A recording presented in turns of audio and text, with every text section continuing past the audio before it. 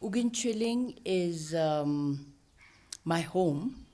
I was born here, and since last year I've come to retire here, and it's it's something very Bhutanese that we say we have to, where the umbilical cord was cut, the skull must crack because skull cracks when you are being cremated. So I think that's the idea that pushed me to come here to retire. So we are retired here, and we have our family has been in this place since the 15th century, and they've always been very careful to keep the family lineage. And based on this, I'm the 20th generation here since the family first was established here in the 15th century.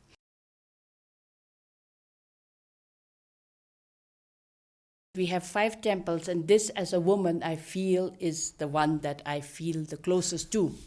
I feel, immediately, and anyone comes, or if I would come to the temple alone, this is the temple that I'd come to, because the main deity here is Dulma. And Dulma, her Sanskrit name, she's better known as Tara. Okay, and she is for women very, very important because she is considered not only the mother of all Buddhas, but she's also accessible to all at all times, and she's also somehow, she breaks away the male patriarchy where men say, you have to become a man, you have to be born as a man to be enlightened. You cannot be enlightened in a woman's body. And she apparently defied that and said, I'm going to make sure that in my female body, I'm going to get enlightened. So she is, I feel affection for her as the mother, but I also feel very inspired by her. So every time I have a problem or an obstacle or some kind of a thought, that I come here to do my prayers and just sit for a while. And she's really, really like a mother. She's just not a gold statue made of clay, but she's kind of, the moment you walk in, you feel her kind of embrace and her welcome.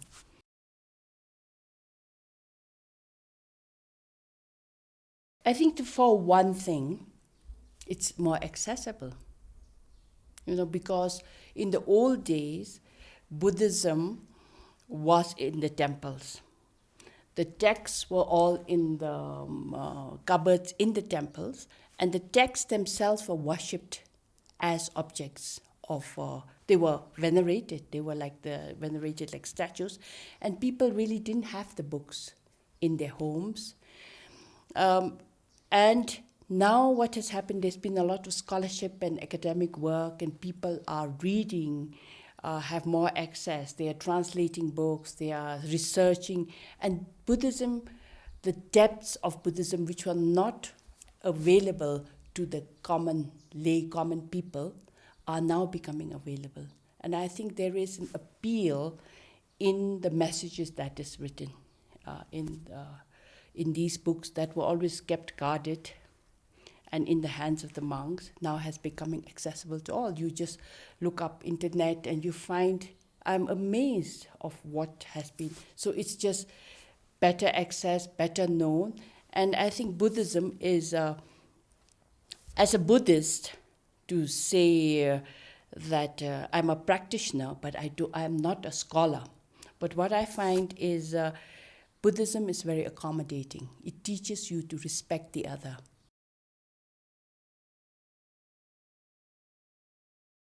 It's tremendous change. I think every country has transformed and changed, but I'm sure even in Europe, everything has changed.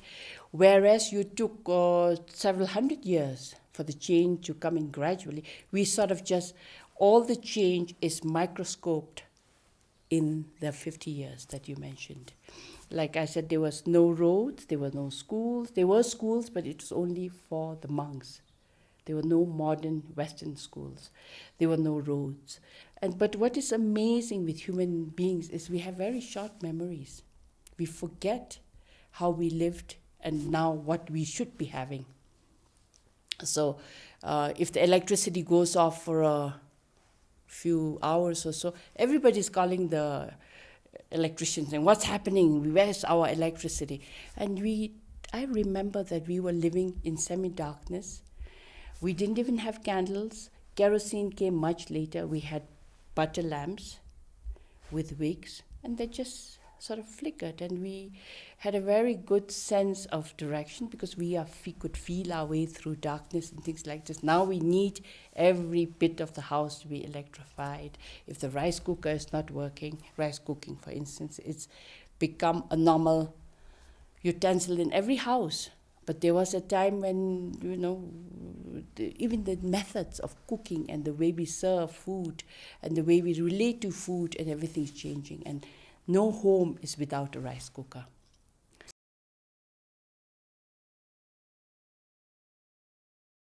Overall, I'm really happy for all the changes that have come in, all that has come in to make lives easier, because I've seen how it was difficult for people to live. But what worries me a little bit is that, now we are in control. We can do anything, and we don't, we can use everything in our power to make our lives better, but never giving back, like reinvesting in looking after the environment, for instance. Even if it was symbolically, when we extracted stones or something like that, we did a ceremony. And we gave, you took out the stones, but you had to give back something symbolically. So there was always a give and take system. You got something, so you had to be grateful. And this sense of gratitude and appreciation for what we get, that is missing now. We think we can buy everything that can be bought if you have the money.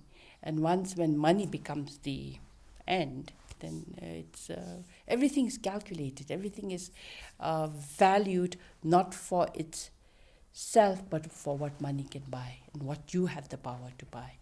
And I think that as an old woman, having, for instance, a childhood, even though I had a privileged childhood, knowing that you could get only one pair of shoes, for the whole year, and no choice, it was just the Bhutanese shoes. The sense of appreciation for the shoes was so much more. Now you can go to the shop and buy, how many, and it's just because I'm able to buy it.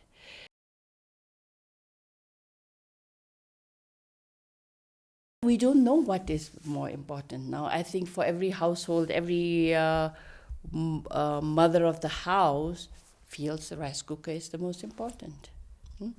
And what I say is all these gadgets coming into the homes changes the way we live, changes the way we think about things, how we relate to things. I mean,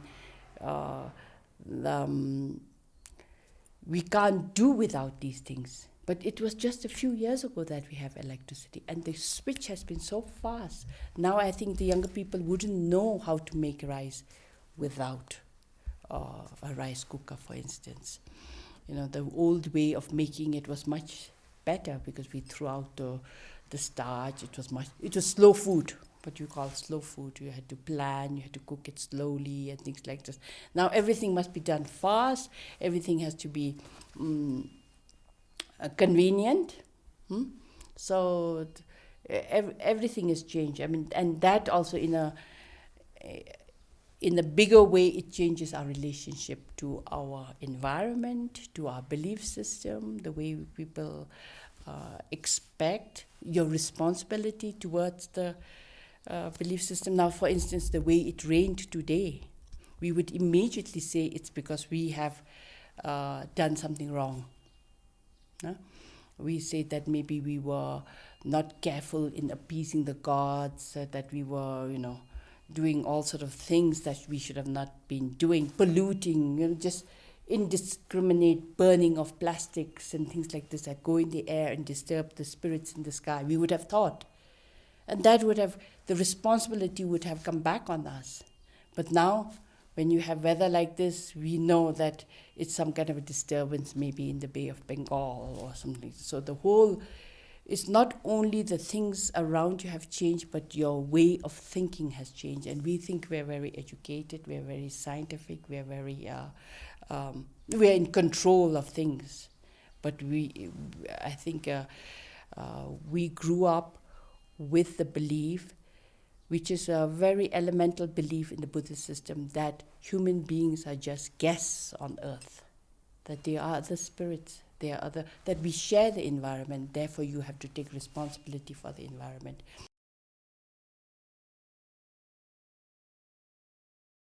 Of enough. Because I think as long as you don't put that enough, you don't say, I have enough now, you're never happy. There is the limit, the enough is going. And we've always been told to say, now you should learn to say enough. You have this, you have that. Enough, enough, enough. The virtue of enough. I think that is inherent in the Buddhist teachings. Because what we say is that ultimate thing that happens to you is you die. And when you die, you take nothing. So you have to be able to train yourself for the end to say, now it's enough. And that is in the back of the most Bhutanese people's minds, in their language, in their psyche. And if that can be cultivated somehow, I think Bhutanese could be happy. But we are not, because we are like the rest of the world. We also want more, you know. If I have a tractor, I'm looking for a better car, a four-wheel drive, and then So this, we are also caught in that. But how we can do to bring us back to realizing that fact, the most important virtue is to be able to say enough. And I think, how do you do that? Especially when a country has been for the last 50 years, development, progress. How do you say now it's enough? It's very difficult. So we are just like every other human being in every other nation. We just want to do better and get more, and we think, then we're chasing happiness. Whereas if you just limit it and say enough, you are happy. Like I was living in Thimphu until last September. I was shopping almost every day. There's something new in this shop, there's some new fabric has come, there's something like this. Here, we are shopping once a month, and we are quite happy. We just get the bare essentials, and we never miss. My husband tells me, do we miss this? And it's no. I think it's just telling yourself, I haven't achieved happiness, but I say that we can condition yourselves.